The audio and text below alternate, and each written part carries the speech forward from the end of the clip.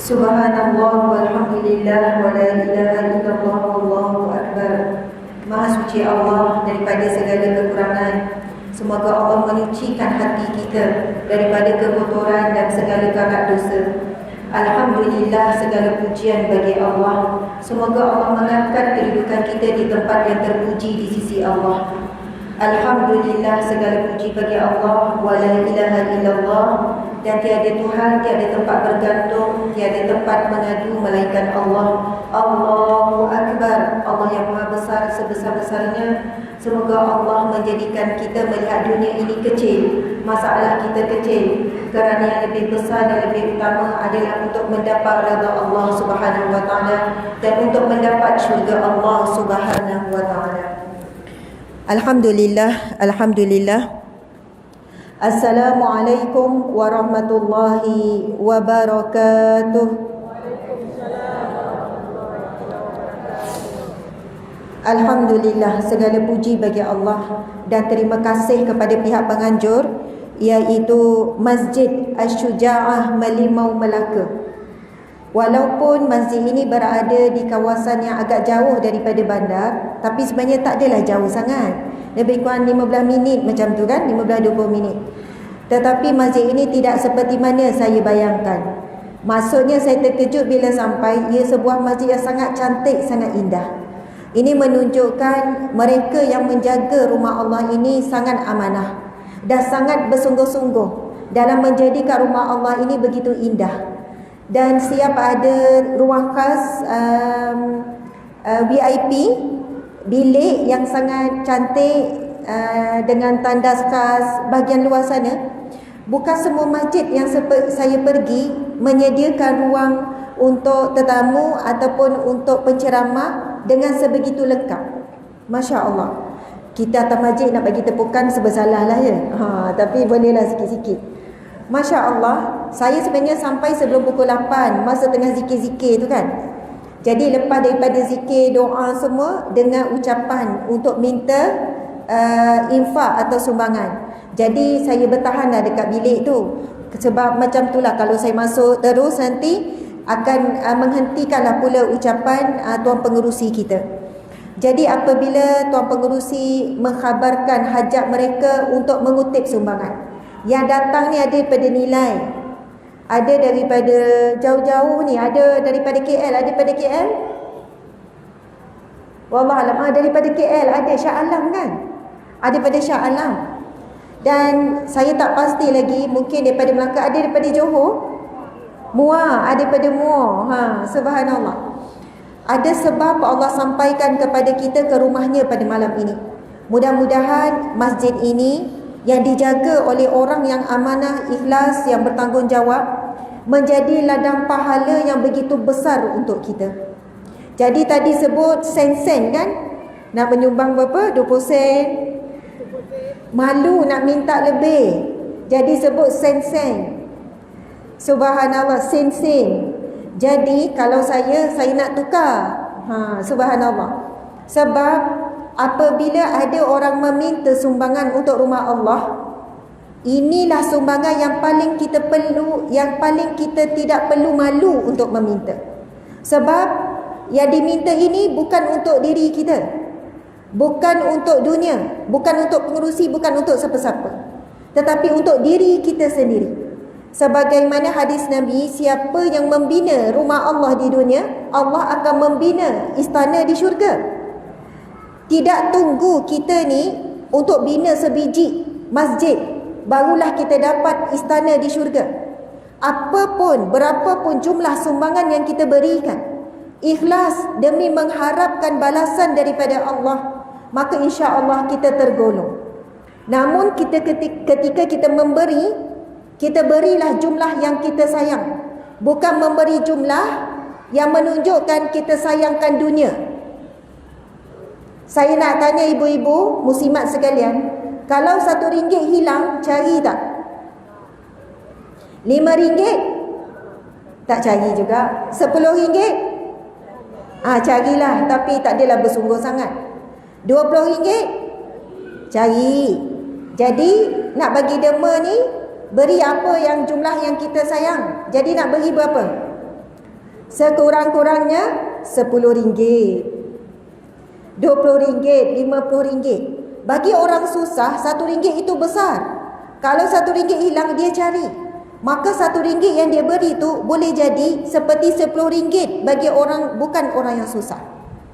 Apabila Allah memerintahkan melalui Nabi Adam alaihissalam untuk melakukan korban, untuk mengorbankan hartanya, lalu Nabi Adam perintahkan anak Qabil dan Habil melakukan korban harta. Qabil mengambil masa mencari daripada binatang ternak yang paling kurus, yang paling rendah nilai. Habil makan masa juga cari yang paling baik, yang paling gemuk, yang paling sihat. Sedekah siapa yang diterima Allah? Habil. Kerana memberi apa yang dia sayang. Kita tidak boleh sebut tak apa berapa pun 20% asalkan ikhlas. Benarkah kita beri 20% ikhlas kerana Allah ataupun kerana cintakan dunia?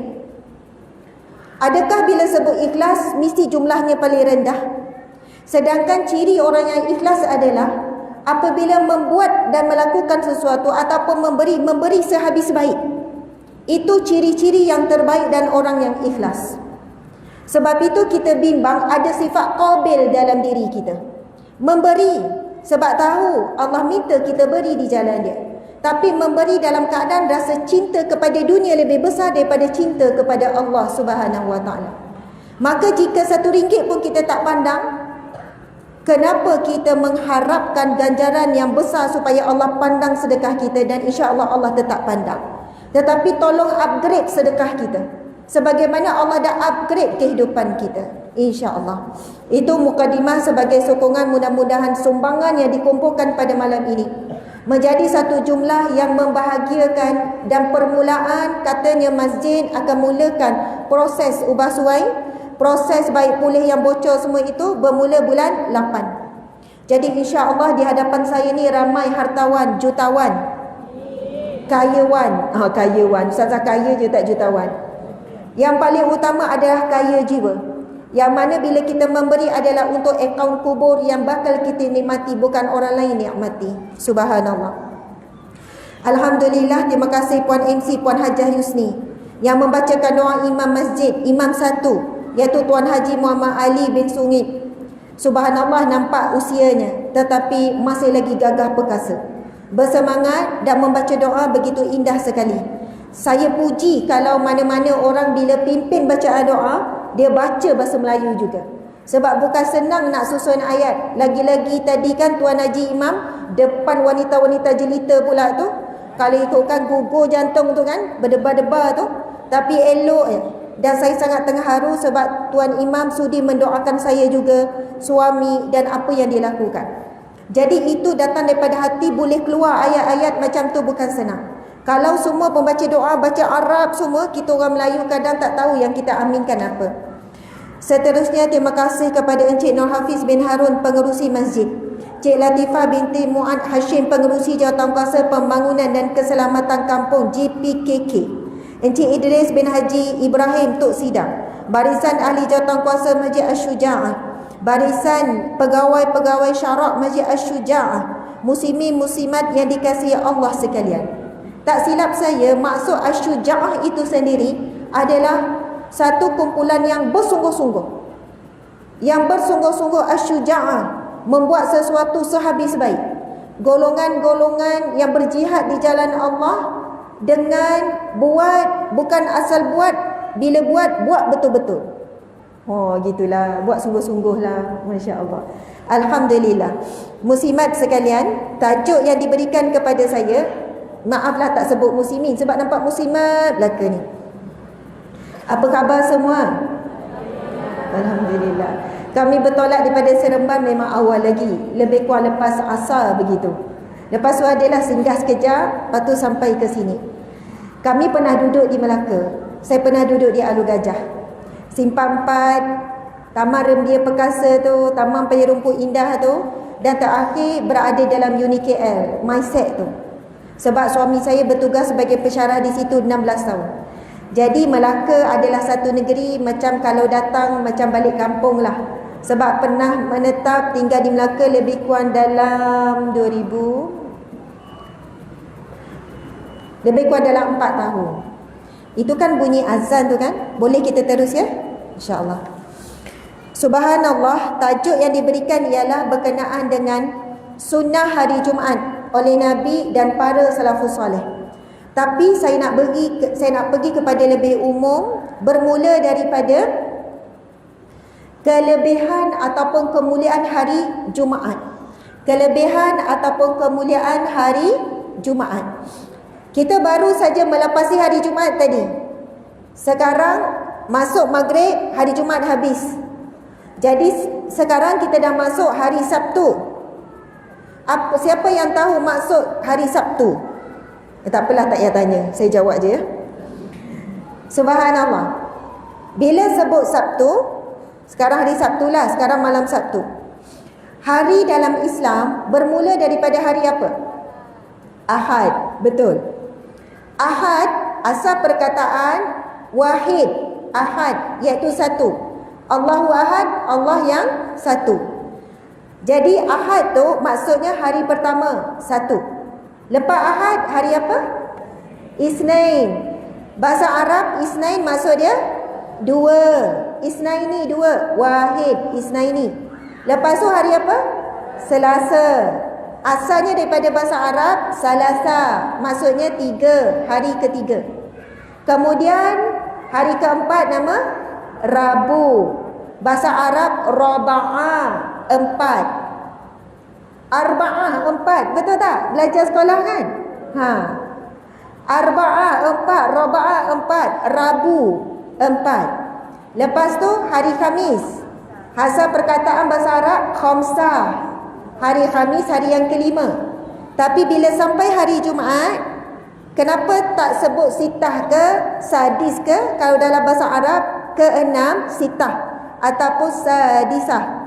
Tapi bila hari Jumaat, namanya adalah Jumaah. Jumaah asal perkataan daripada jamaah, maksudnya banyak ataupun himpun. Kalau Allah ya jami', maksudnya Allah yang maha menghimpunkan. Bila hari Jumaat bermaksud hari yang menghimpunkan segala kebaikan, hari yang terkumpul segala kemuliaan. Jadi bila hari Jumaat, dia tak ikut Wahid, Isnin, Salasa, Arba'ah, Khamsah. Bila hari Jumaat, dia terus ditukar kepada himpun, kumpul, kerana di situ terhimpun segala kebaikan hari. Lepas tu, lepas hari Jumaat sebut hari apa? Sabtu. Itu bahasa kita Sabtu. Tapi asal perkataan Sab'atun. Sab'atun maksud dia 7. Hari yang ke-7. Sebab itu hari yang kita sebut dalam bahasa Melayu ni sebenarnya asal perkataan bahasa Arab. Dan hari dalam Islam, minggu dalam Islam bermula dengan hari Ahad. Hari Jumaat, kemudian Sab'atun berakhir pada hari Sabtu. Subhanallah. Itu perkara yang pertama tentang Jumaah. Maksudnya himpun. Subhanallah. Daripada Abu Hurairah radhiyallahu anhu bahawa Nabi SAW bersabda. Boleh ikut saya, ini adalah hadis sahih riwayat Muslim. Kita baca sama-sama, ambil barakah membacakan hadis Nabi. Bismillahirrahmanirrahim. Semangat lagi ya, penuh ni. Masya-Allah. Qala Nabi sallallahu alaihi wasallam as-salatul khamsu wal jum'atu ilal jum'ah kafaratun lima bainahunna ma lam tughsyal kabair. Sadaqa Rasulullah sallallahu alaihi wasallam. Maha benarlah kata-kata Nabi sallallahu alaihi wasallam. Yang bermaksud solat 5 waktu, daripada subuh ke zuhur, zuhur ke asar, asar ke maghrib, maghrib ke isyak, isyak ke subuh. Nabi sebut antara solat ke solat dan antara Jumaat ke Jumaat merupakan kafarah, iaitu penghapus dosa di antara keduanya selagi mana tidak melakukan dosa besar. Saya ulang lagi sekali, Nabi sebut, di antara solat ke solat, di antara Jumaat ke Jumaat adalah kafarah, penghapus dosa selagi mana tidak melakukan dosa besar. Mengumpat dosa besar ke dosa kecil? Dosa besar. Jadi bila sebut tu macam tak tergolong dah kita ni. Kalau ada hari ini, subhanallah, orang yang terlepas daripada dosa mengumpat, ini adalah golongan rare akhir zaman, golongan yang sangat susah untuk dicari. Satu hari tak ngumpat langsung, alhamdulillah, insya-Allah. Zaman-zaman musim pilihan raya ni agak susah sikit. Contoh aja, walau apa pun berlaku yang kita baca, yang kita dengar, tolong jaga lidah. Biarlah kita baca setakat kita, tak perlu kita nak sebarkan. Sebab banyak sangat apa yang kita tengok, apa yang kita dengar, apa yang kita baca tidak benar, fitnah. Sampai tak boleh nak beza mana yang betul, mana yang salah. Bimbang kita bukan hanya berkata keburukan orang, tapi kita menjadi penyebar kepada fitnah. Maka beratnya dosa fitnah lebih berat daripada dosa membunuh. Al-fitnatu asyaddu minal qatl. Fitnah itu lebih berat dari sudut dosa daripada membunuh. Bukannya bermaksud bunuh orang, bunuh je, bukannya fitnah. Bunuh memang berat, tidak dibenarkan. Tetapi kesan besar fitnah, kenapa Allah beri amaran sampai begitu? Fitnah lebih besar daripada membunuh, supaya kita rasa takut dengan dosa fitnah. Dan kita lihat pada hari ini akhir zaman, kerana media sosial, manusia langsung tak rasa takut dengan fitnah, dan langsung tak rasa bimbang dan berhati-hati nak sebarkan sesuatu. Bimbang ia fitnah. Kerana kebencian, kerana semangat ta'assub ataupun asabiah, manusia umat Islam dah tak kisah semua tu, ancaman yang begitu berat. Jadi subhanallah, itu di antara dosa yang sangat besar, fitnah, menghina, mengeji, menyebarkan aib yang ditutup, bukan aib yang terbuka ni. Jadi mudah-mudahan daripada hadis yang kita bacakan tadi, untuk kita tergolong di kalangan orang yang Allah gugurkan dosa automatik. Bila jumpa Jumaat, bersih dosa. Bila solat, jumpa solat, gugur terus dosa. Walaupun tidak mohon taubat dengan Allah, selagi mana tidak melakukan dosa-dosa yang besar. Imam Nawawi menyatakan, setiap yang disebut di dalam hadis tersebut boleh menghapuskan dosa, sekiranya terdapat dosa kecil untuk dihapuskan. Sekiranya tidak terdapat dosa kecil atau besar, maka akan dicatat baginya kebaikan dan diangkat darjat. Sekiranya terdapat dosa besar dan tidak terdapat dosa kecil, mudah-mudahan perkara tersebut boleh meringankan dosa besar yang dilakukan. Subhanallah. Muslimin muslimat dimati Allah sekalian, seterusnya, seronok tak dapat baca hadis Nabi sama-sama tadi? Seronok. Sebab kita biasa dengar penceramah je baca hadis, kita pun angguk-angguk. Akhirnya kita jarang baca hadis dengan lidah, yang biasa baca Al-Quran sahaja. Sedangkan hadis Nabi juga dituntut untuk kita baca dengan lidah, sebab ia juga wahyu. Tanda kita sayang pada Nabi, kita lafazkan perkataan Nabi. Jadi saya nak ajak lagi membaca hadis yang seterusnya berkenaan dengan kemuliaan hari Jumaat. Boleh ke ni? Ke dah ngantuk? Subhanallah. Tengok orang sebelah, senyum pada orang sebelah, kemudian tanya sikit, apa khabar? Sebab ada yang duduk sebelah dah sejam tak tengok muka orang sebelah, tak tanya khabar. Tanya khabar sikit, apa khabar? Tanya orang sebelah, dia tanya saya. Senyum, bagi senyuman paling manis pada orang sebelah. Comel, Masya Allah. Okey. Bismillahirrahmanirrahim. Qala an-nabi sallallahu alaihi wasallam, Sayyidul ayyam indallahi yaumul jum'ah wa huwa a'zamu min yaumin nahri wa yaumul fitri wa fihi khamsu khisalin fihi khalaqallahu Adam wa fihi uhbita minal jannah ilal ardi wa fihi tuwfi wa fihi sa'atun la yas'alul 'abdu fiha Allah syai'an illa a'tahu iyahu ma lam yas'al isman aw qati'ah rahimin wa fihi taqumus sa'ah wa ma min malakin muqarrabin wala sama'in wala ardin wala rihin wala jabalin wala hajarin illa wa huwa mushfiqun min yaumil jum'ah. Alhamdulillah. Panjang tak? Masya Allah. Bunyi corang Arab dah semua.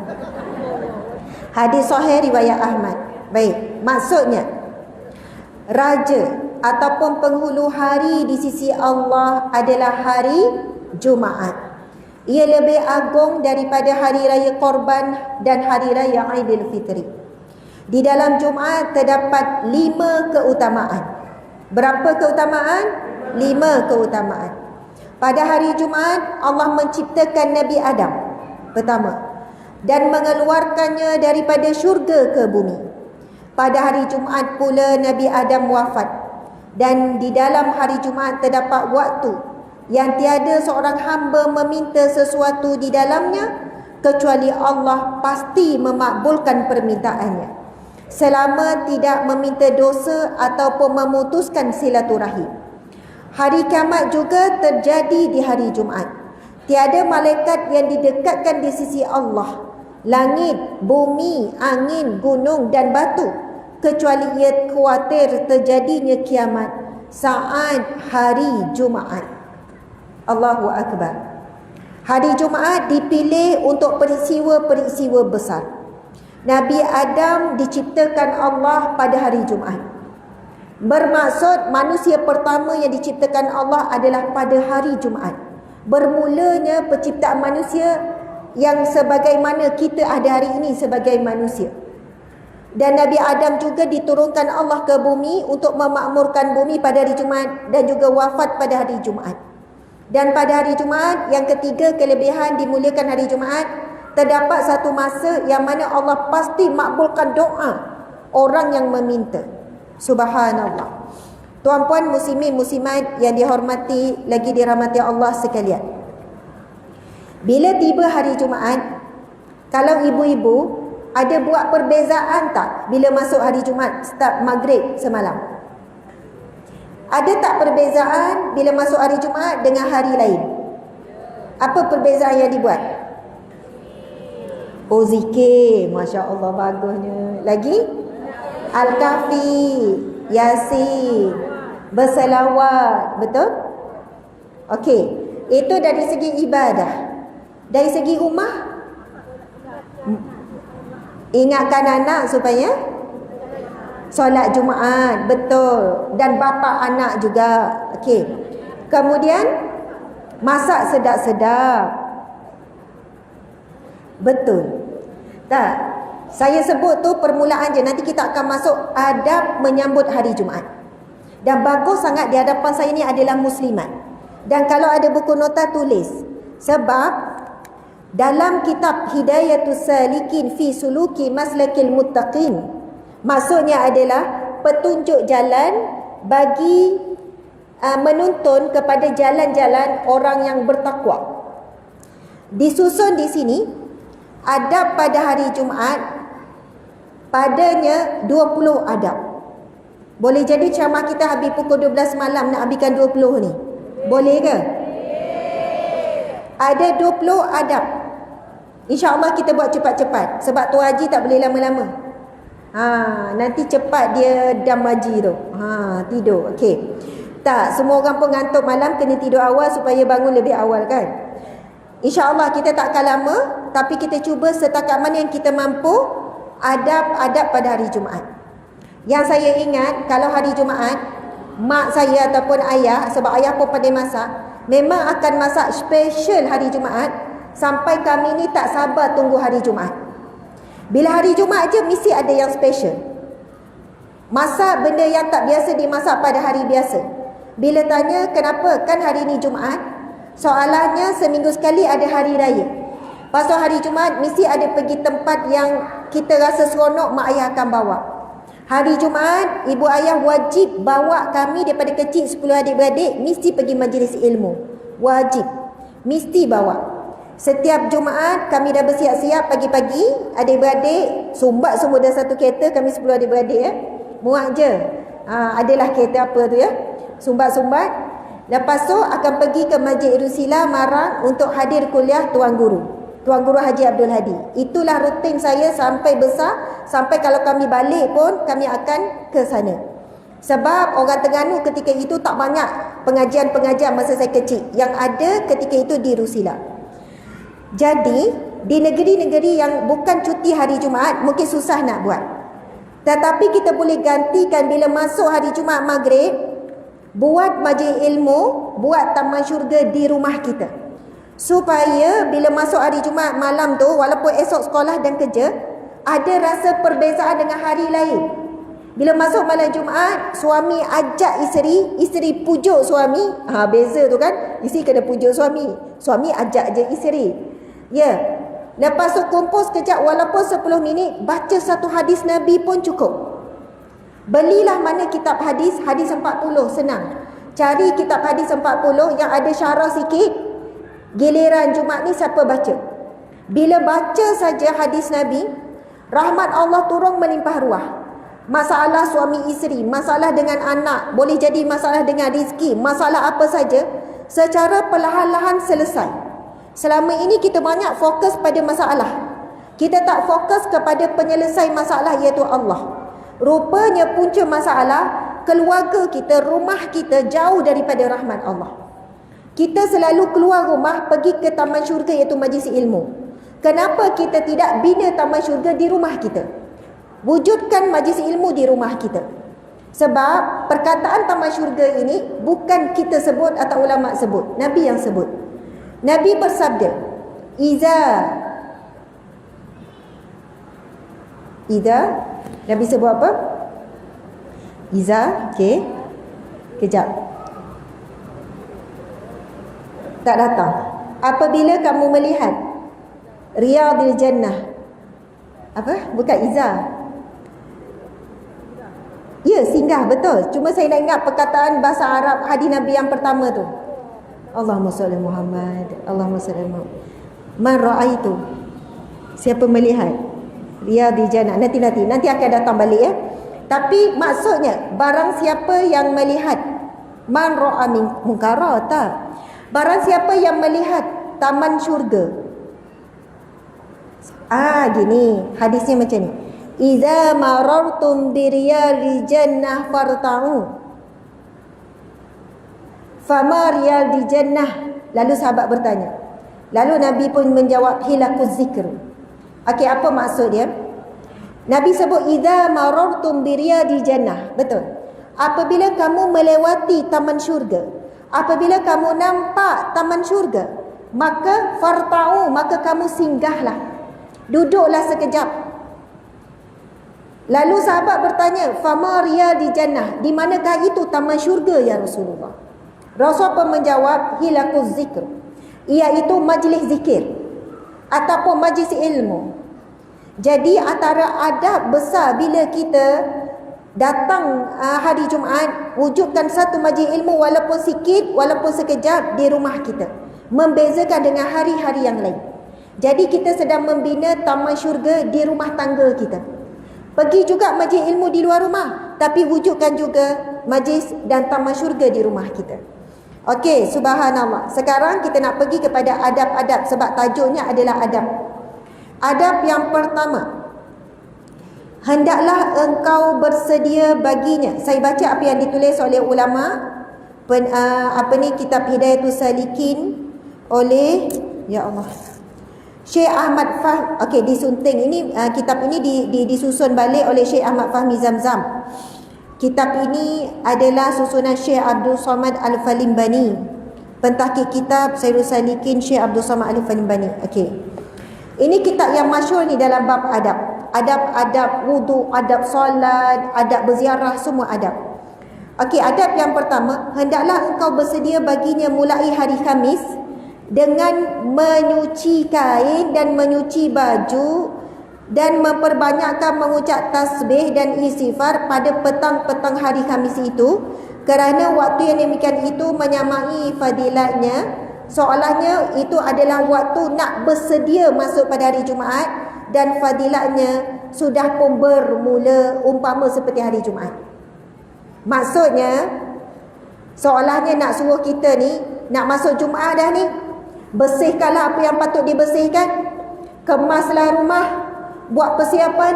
Anak kita mungkin tanya, kenapa Umi ni macam beria-ria suruh kemas-kemas, ada orang nak datang ke? Tak, tapi Jumaat nak datang. Okey, itu yang pertama. Adab yang kedua, saya tak baca adab yang kedua ni.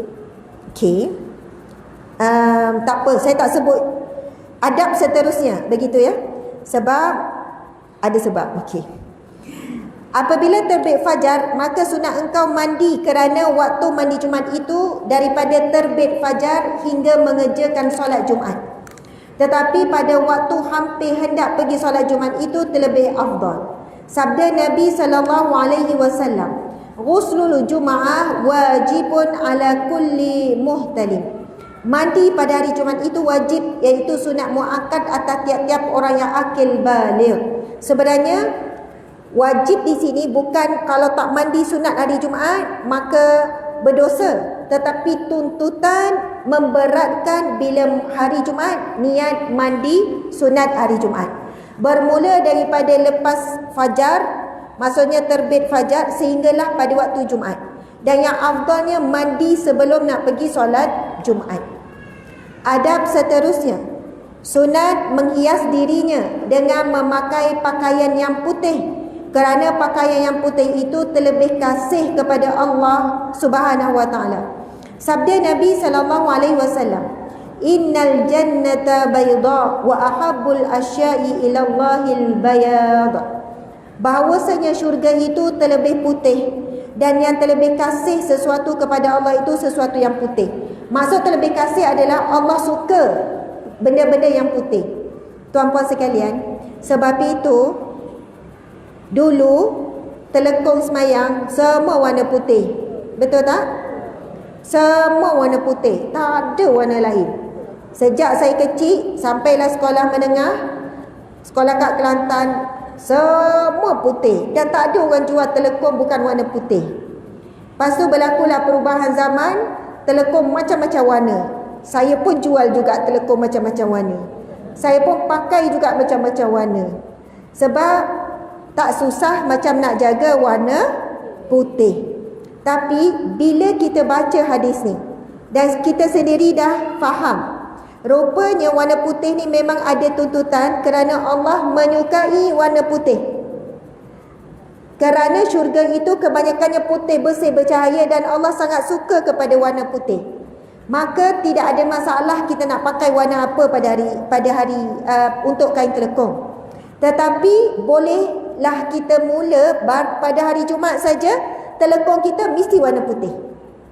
Bahkan bila hari Jumaat je ada pakaian khusus, ada telekong khusus, telekong hari Jumaat namanya, yang mana kita tak pakai pada hari lain untuk membezakan. Dan kita siapkan baju suami kita warna putih, siapkan baju anak kita nak pergi ke masjid pun warna putih. Itulah baju ataupun warna yang paling Allah suka.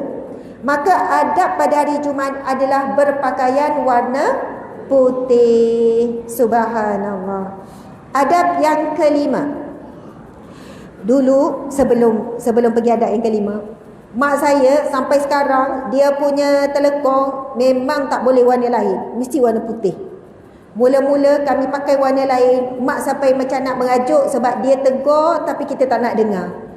Sampai mak kata kalau nak pakai juga telekong warna putih bukan masa balik rumah dia, pakailah kat rumah. Tapi bila nak balik rumah, telekong tu biarlah warna putih.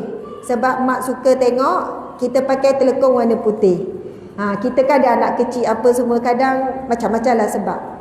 Tapi bila saya jumpa hadis ni, kita rasa rupanya apa yang diajar oleh guru-guru dulu, pakai putih semua. Lepas tu contoh hiasan air jenami, memang di situ warga emas. Telekong dia memang Pak Syekh suruh semua pakai putih, tapi di bilik masing-masing terpulang lah. Tetapi bukannya wajib pakai putih, faham ya? Jangan pula kita mencela orang yang tak pakai telekong warna putih. Itu dari sudut adab. Adab yang kelima, sunat memakai bau-bauan yang terlebih harum. Kalau hari lain harum juga, tapi bila hari Jumaat terlebih harum.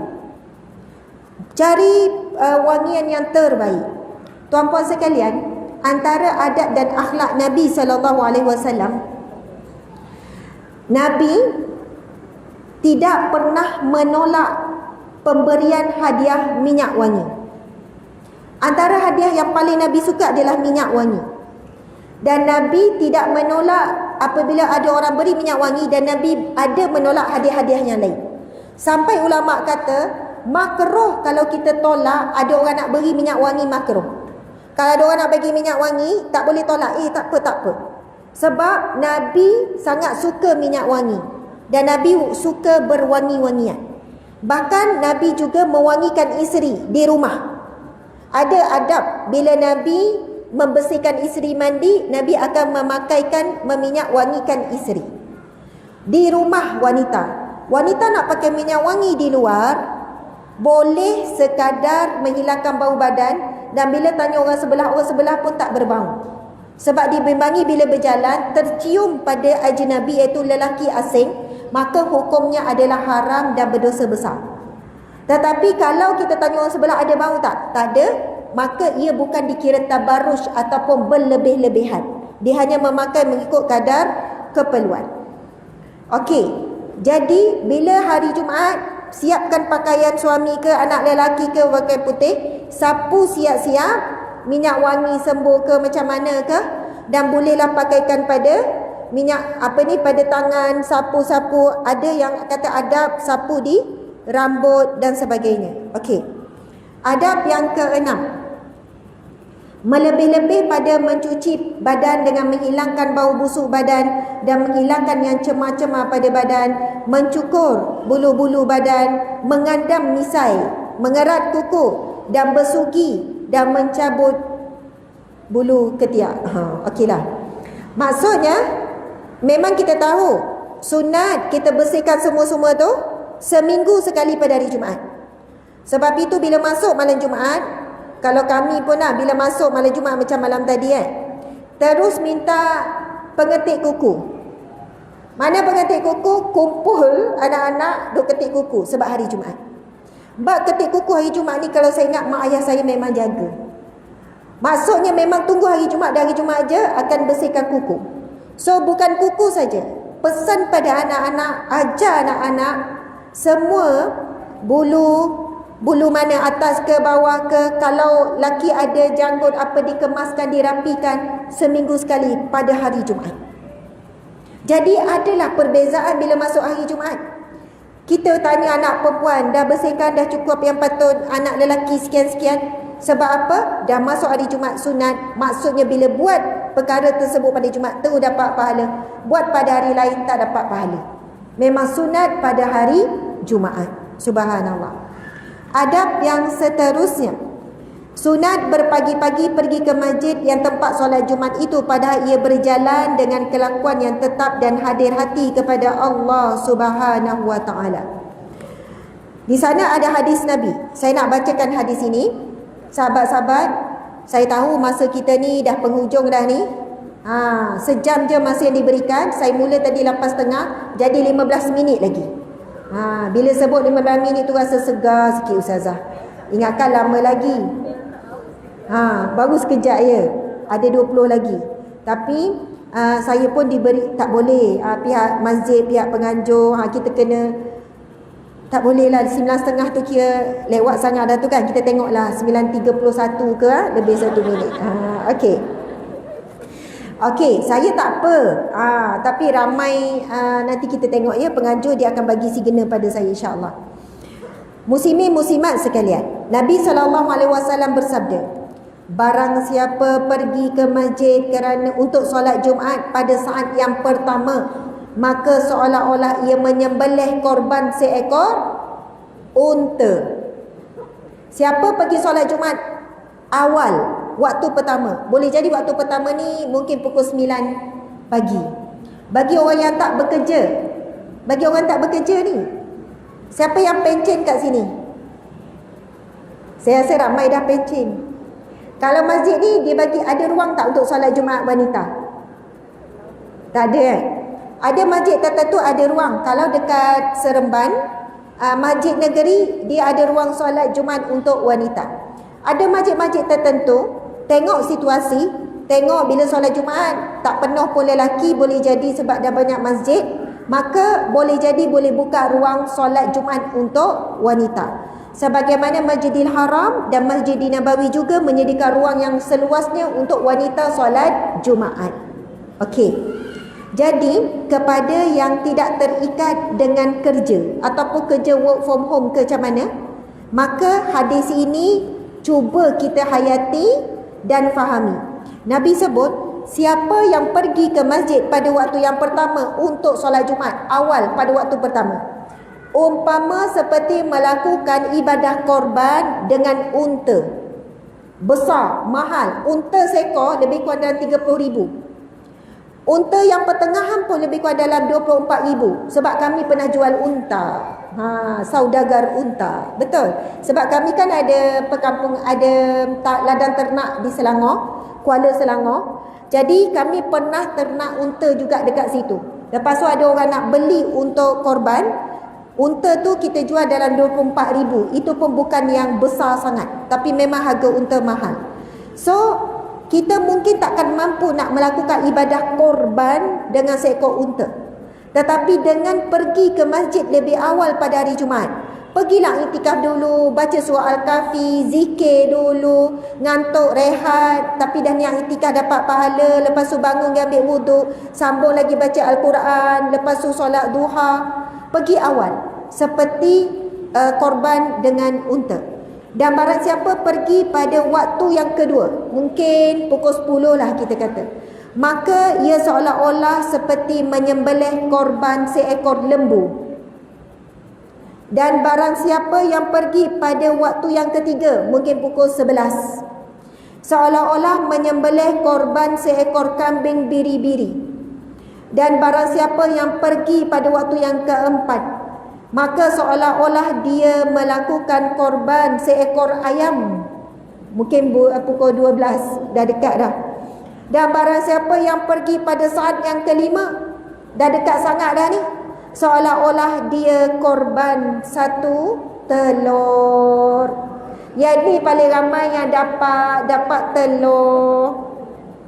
Maka apabila keluar imam, maka dilipat suratan, ditutup pintu dan diangkat akan kalam dan berhimpun segala malaikat di sisi mimbar, padahal mendengar mereka itu akan khutbah. Siapa yang datang ke masjid untuk salat Jumaat selepas imam telah pun keluar berada di atas mimbar, maka ketika itu malaikat tidak lagi mencatat kehadiran siapa-siapa yang datang solat Jumaat.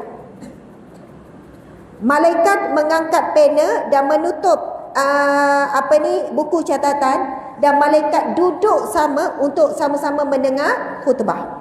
Sebab itu tolong pesan sangat pada suami, pada anak, pada menantu, yang mana lelaki yang berkaitan dengan kita, pastikan sampai solat Jumaat sebelum imam keluar. Sebab ramai orang bila dengar imam dah start, barulah kelang kabut turun daripada rumah. Betul atau tidak? Dengar imam start, oh dah khutbah dah, cepat. Tapi ikutkan hadis Nabi, bahkan ulama kata siapa yang datang selepas itu seumpama tidak ada catatan rekod kehadiran dia untuk Jumaat itu. Sebab ketika itu malaikat berhenti mencatat dan menutup, maksudnya tutup dah buku catatan kehadiran. Malaikat menunggu siapa yang datang waktu pertama, nama dia Saleh, Tuan Haji Saleh, dapat unta datang awal. Kebetulan dia Tok Siak kena bersihkan masjid, kan? Lepas tu gini-gini AJK masjid, untunglah. Lepas tu sekian-sekian, yang ni dapat lembu, yang ni dapat kambing, yang ni dapat ayam, yang ni dapat telur. Tu paling ramai, kebanyakannya dapat telur. Jadi kita cubalah bila hari Jumaat lebihkan masa, datang lebih awal. Dan kita para isteri pula beri semangat. Bang, saya dah masak siap-siap, awak boleh makan, awak nak pergi awal. Macam mana tu kan? Nanti lapor. Jadi tak apa, pukul 12 saya pergi hantar kat awak ya. Semangat tu. Saya pergi hantar sebab gini. Okeylah. Mudah-mudahan awak itikaf saya dapat pahala. Awak baca Quran saya dapat pahala. Awak zikir saya dapat pahala. InsyaAllah. Okey. Adab yang ke-8. Apabila masuk ke masjid, maka hendaklah menuntut, berebut untuk dapat saf yang pertama. Tapi ramainya duduk belakang, memenuhi saf belakang dulu. Bila tak ada pilihan barulah pergi saf depan. Tetapi dituntut bila hari Jumaat, hari kemuliaan, bila sampai memenuhi saf di hadapan. Adab yang ke-9, jangan ia melangkah akan bahu orang pada ketika ia masuk ke masjid itu. Maksudnya, janganlah kita mengganggu orang lain dengan melintas-lintas, sentuh lalu kok bau-bau. Cuba cari jalan supaya tidak mengganggu konsentrasi, fokus orang pada hari Jumaat. Adab yang ke-10, jangan ia lalu lalang pada hadapan orang yang sedang solat. Adab yang ke-11, sunat ia duduk dekat dinding atau dekat tiang. Maka jikalau tiada mudah demikian itu, maka sunat ditaruhkan, sabar-sabar macam pelik kan, pada hadapannya itu sesuatu yang menegahkan akan orang yang lalu pada hadapannya, kerana sabda Nabi SAW. Sebenarnya adab ini menjelaskan tentang siapa yang nak solat sunat, solat pada tepi dinding ataupun tiang, supaya ia tidak menghalang laluan orang nak melintas. Bukan bila datang terus solat kat tengah-tengah. Solatlah kalau paling depan tak apa, tak ada orang nak melintas. Tapi kalau selain daripada itu, boleh cari dinding tepi ataupun tiang supaya tidak berlaku orang yang melintasi, orang nak lalu terpaksa melintasi orang solat. Cuba elakkan. Itu di antara adab-adabnya. Subhanallah. Baik, saya tengok sekejap ayat ke-12.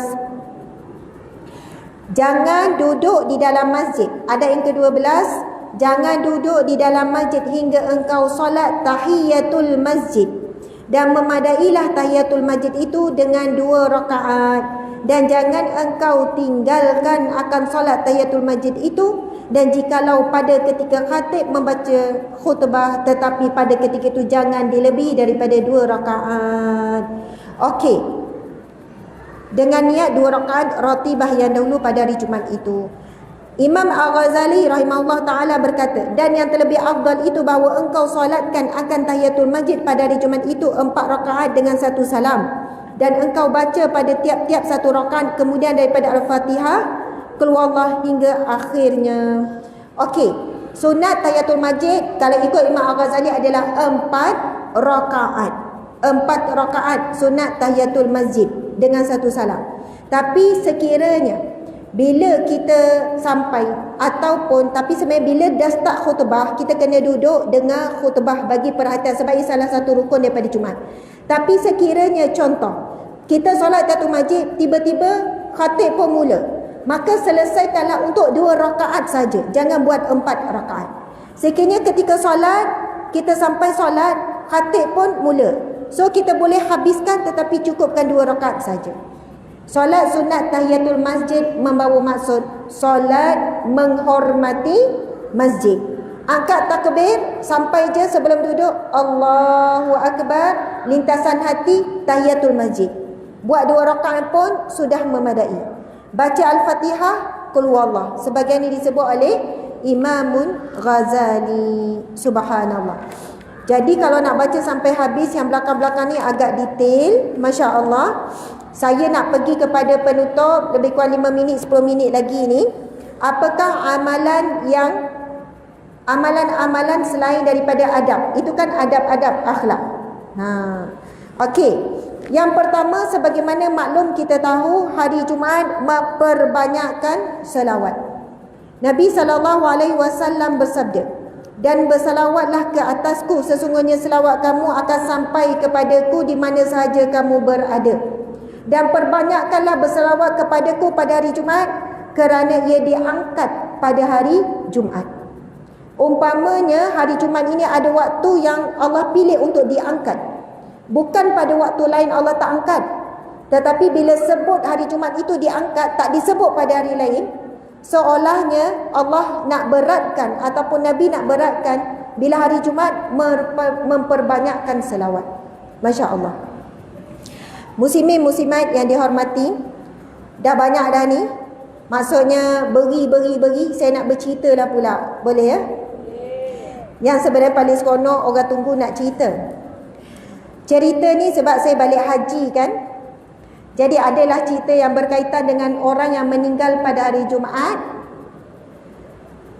Meninggal pada hari Jumaat ketika meninggal di tanah suci, dan ditanam pada hari Jumaat, disolatkan pada hari Jumaat. Subhanallah. Kisahnya, hamba Allah ni, sebab hamba Allah ni bercerita terus pada saya. Hamba Allah ni, yang hamba Allah ni lelaki. Dia bercerita pada saya dan suami masa duduk dekat meja makan. Bukan kisah dia, kisah kawan dia. Yang kawan dia tu cerita direct dengan dia. Entah macam mana, kawan ni orang Melayu kita lah, pergi melakukan, bukan buat haji. Buat ibadah haji. Ya, ketika ibadah haji pada hari Jumaat. Subhanallah. Ceritanya sahabat ni pada hari Jumaat ada kematian. Tak tahu macam mana Allah takdirkan dia dapat bersama-sama menguruskan jenazah tu. Jadi dia ada pengalaman bagaimana menguruskan jenazah jemaah haji yang meninggal dan jatuh pula pada hari Jumaat. Dan dia dapati jemaah haji ni dari segi jenazahnya sangat mudah diuruskan, putih, bersih, indah wajah semualah. Bayangkanlah dalam haji kemudian hari Jumaat pula. Kemudian bila pergi solat jenazah, dan dia juga dapat mengiringi jenazah tersebut sampailah ke makam. Dan setelah daripada itu, bila dia melalui pengalaman menguruskan satu jemaah daripada awal sampailah pergi ke, kalau di Mekah bermaksud ditanam di mana? Perkuburan Al-Ma'la. Kalau Madinah di Baqi'. Jadi dia perkuburan Al-Ma'la. Disebabkan dia rasa takjub sangat dengan jenazah yang dia tengok daripada awal sampai selesai, dan adalah perkara-perkara yang melihat dan dia lihat sangat luar biasa pada jenazahnya. Lalu dia mencari maklumat siapakah orang ini, sehinggalah dia pergi menjejaki orang ini ke negeri itu, ke tempat tu. Rupanya jenazah ini adalah seseorang, orang kaya, jutawan di sebuah negara, saya tak ingat dah negara mana, ataupun Arab Saudi sendiri, wallahualam. Maksudnya dia pergi tu tak jauh. Rupanya si mati ni, jenazah yang wafat ini adalah jenazah jutawan yang kaya raya. Lalu dia pun pergi bertanya, apakah amalan arwah ni? Dapat kemuliaan meninggal hari Jumaat ketika musim haji. Kita fahamlah kalau ketika musim umrah, situasinya takkan ramai seperti haji. Jadi kalau meninggal pada hari Jumaat pula tu dan musim haji, Masjidil Haram tu memang tak ada ruang, penuh sepenuh-penuhnya. Takkan sama macam penuh bila umrah. Yang saya yakin haji, sebab cerita sahabat kami ni, dia kata hamba Allah ni pergi haji dan keadaan dia dipaksa orang untuk pergi haji. Seolahnya kalau kamu tak paksa diri kamu, tak usah pergi haji, belum sempurna Islam kamu, sebab rukun Islam yang kelima adalah haji. Akhirnya dia sentap dengar, dia pergi haji, dan Allah beri pengalaman dia menguruskan jenazah ni. Okey. Ada dua amalan yang paling utama yang dilakukan oleh jenazah ni.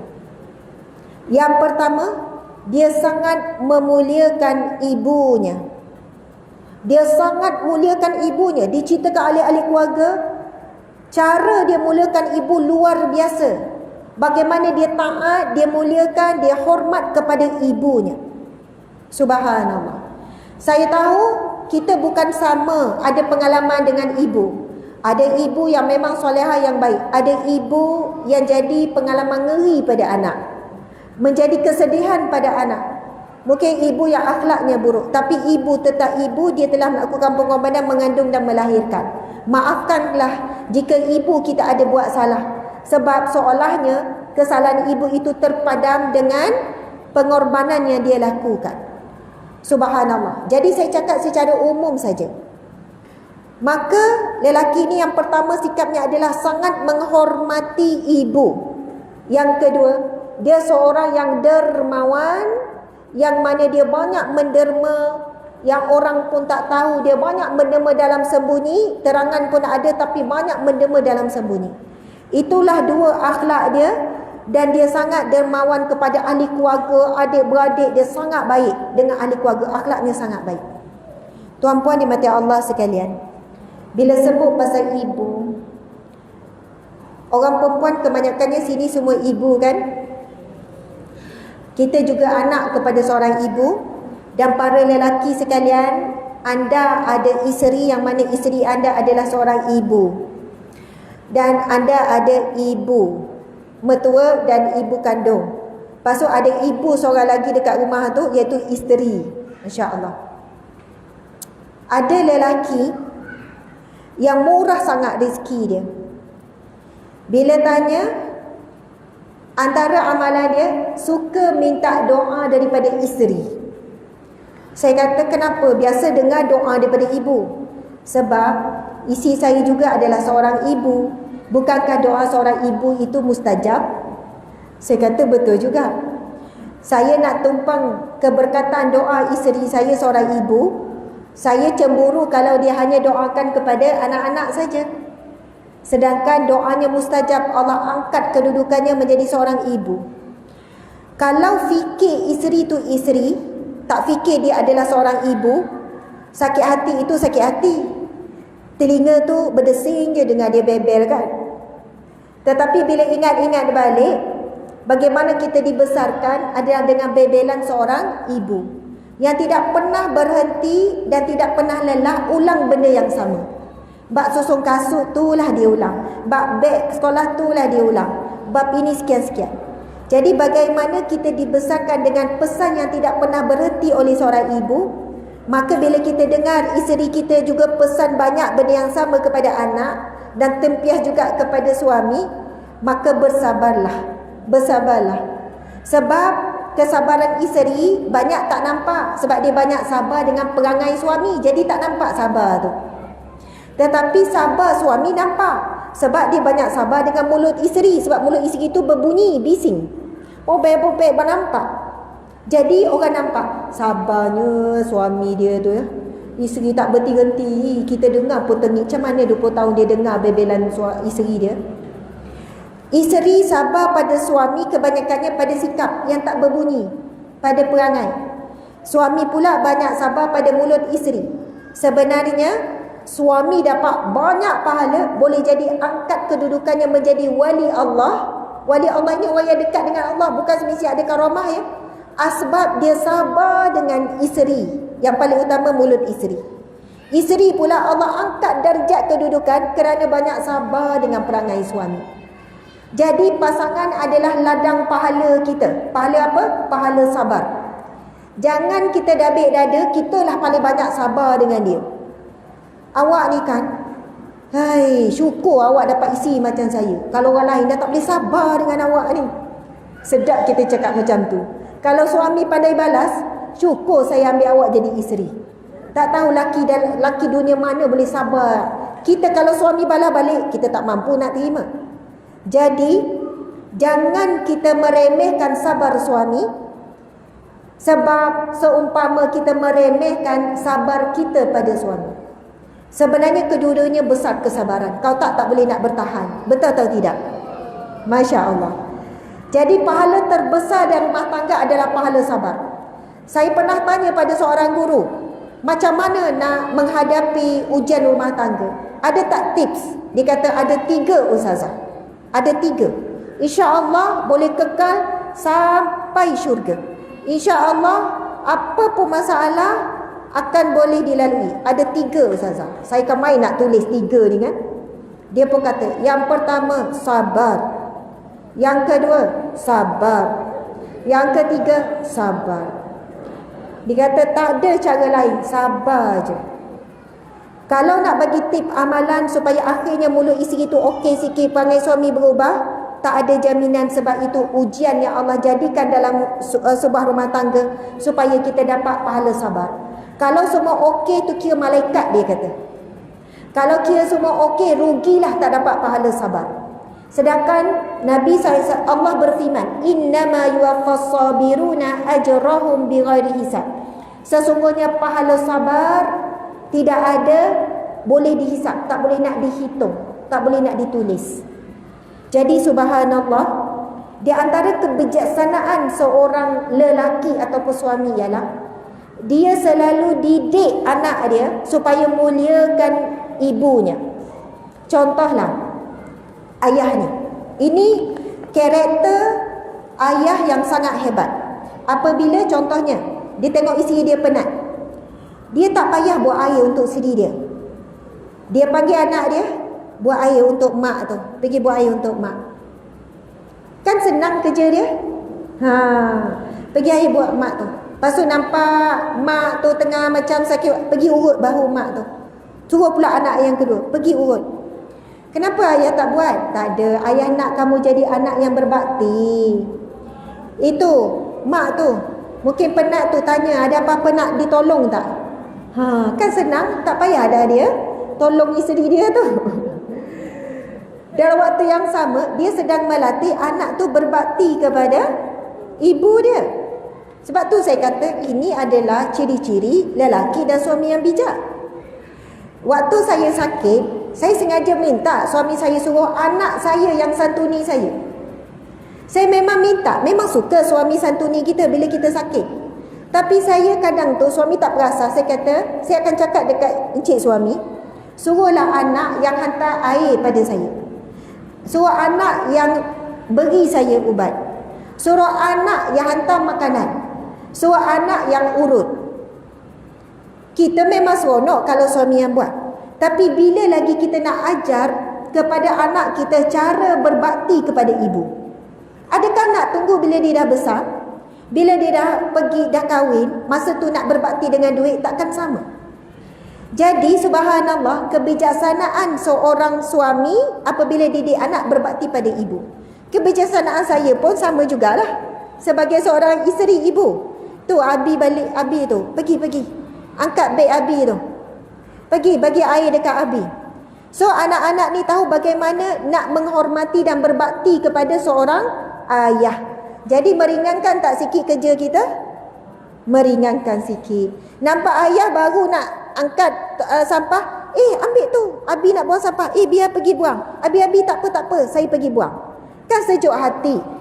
Subhanallah, ajarkan juga cucu kita bagaimana nak menghormati atuk dan nenek.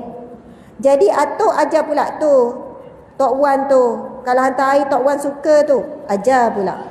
Begitulah kaedah dan cara-caranya meringankan beban kita dan waktu yang sama mendidik.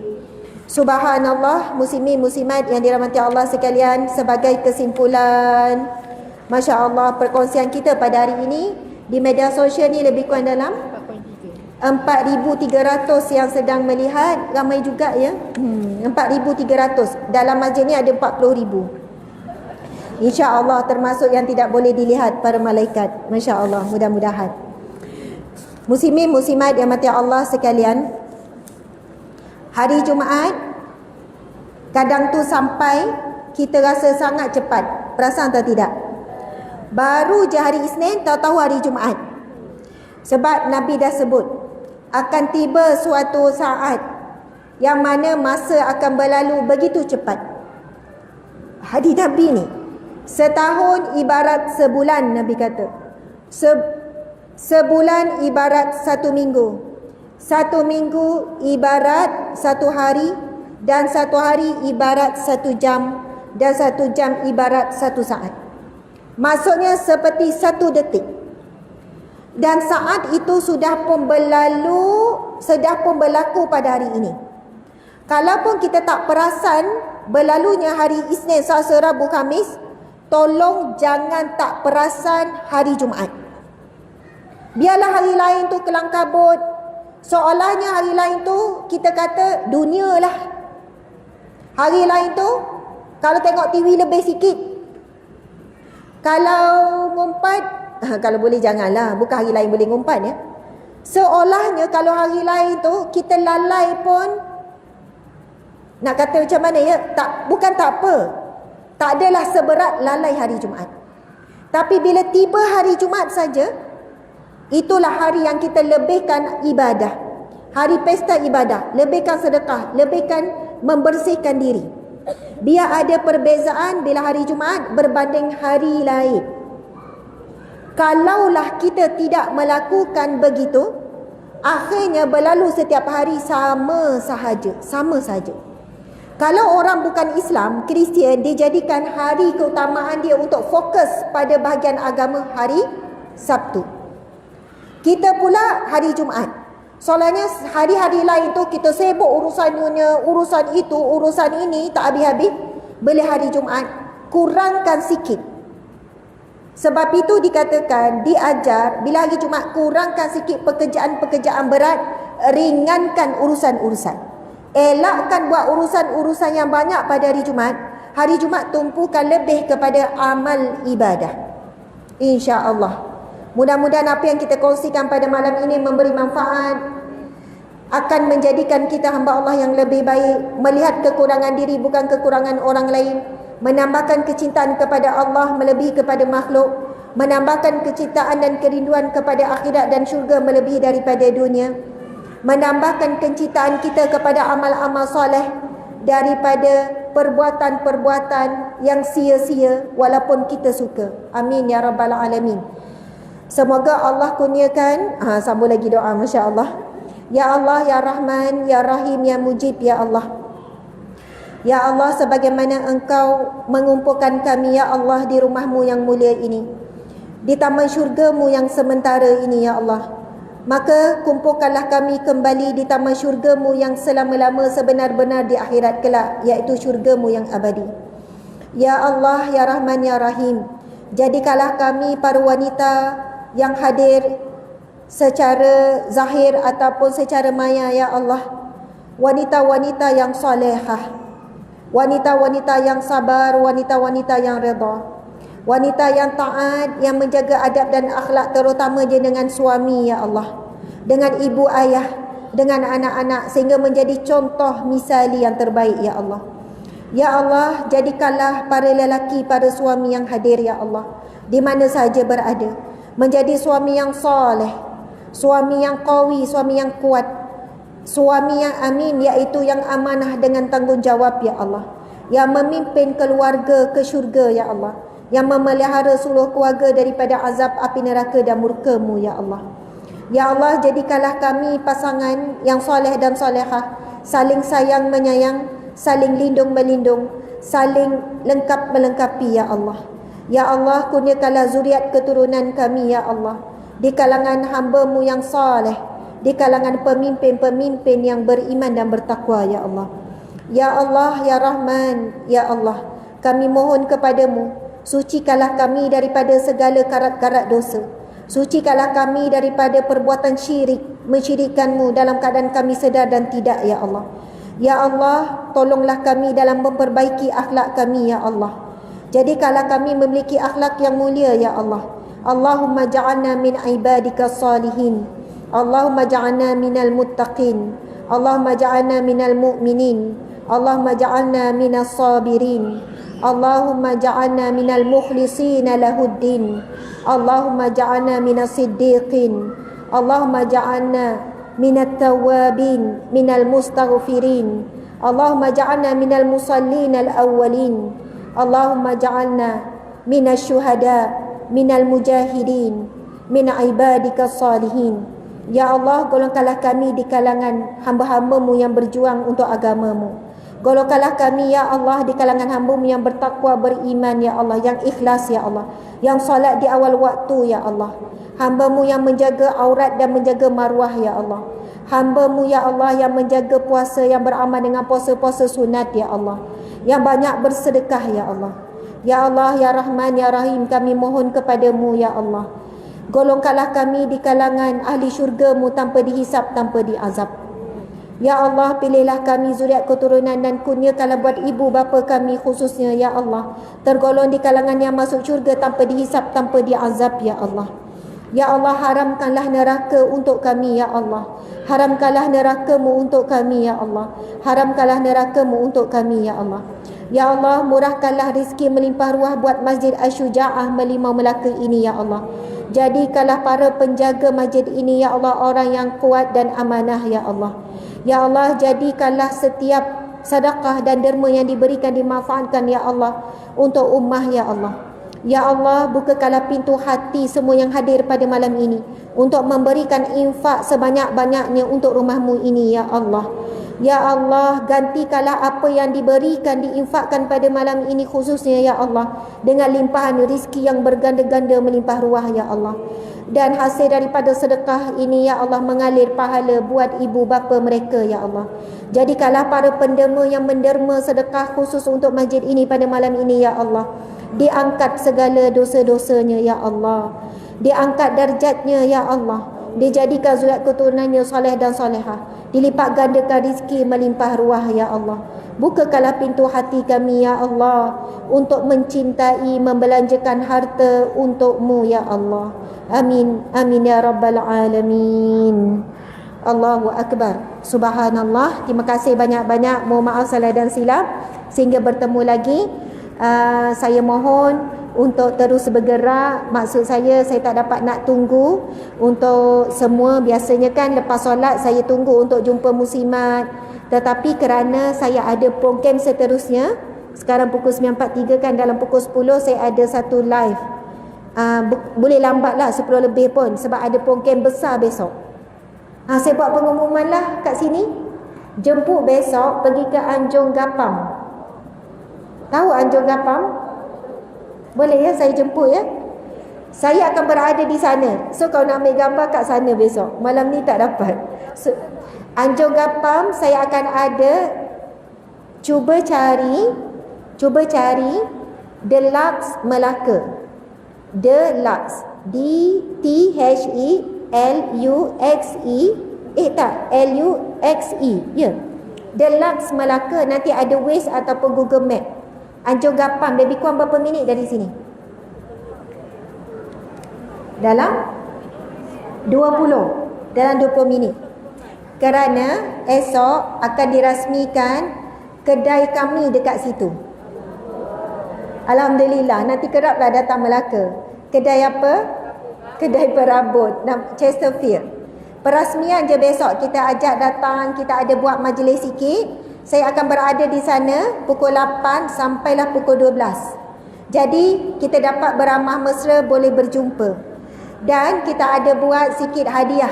Pemberian set sofa, set itu, set ini percuma. kepada siapa-siapa yang datang ambil gambar dan buat posting sikit. Tak ada syarat beli pun. Cuma nak perkenalkan je, nak ajak orang Melaka untuk kenal kedai kita tu. Itu cawangan kami. Ini adalah salah satu cara kami mencari rezeki untuk menampung kos operasi kerja dakwah dan kerja amal yang kita buat di bawah NGO dan yayasan. So itu cawangan yang pertama sebenarnya, dan kita pilih negeri Melaka, cawangan pertama. Pukul 8 sampai pukul 12 pagi. So saya tahu ada ramai kenduri, sebab itu saya buat sampai pukul 12. Lepas tu bolehlah pergi kenduri, InsyaAllah. Jadi itulah cerita, saya kena pergi sana sebab ada program. Jadi Alhamdulillah. Sekian. Assalamualaikum warahmatullahi wabarakatuh. Terima kasih semua.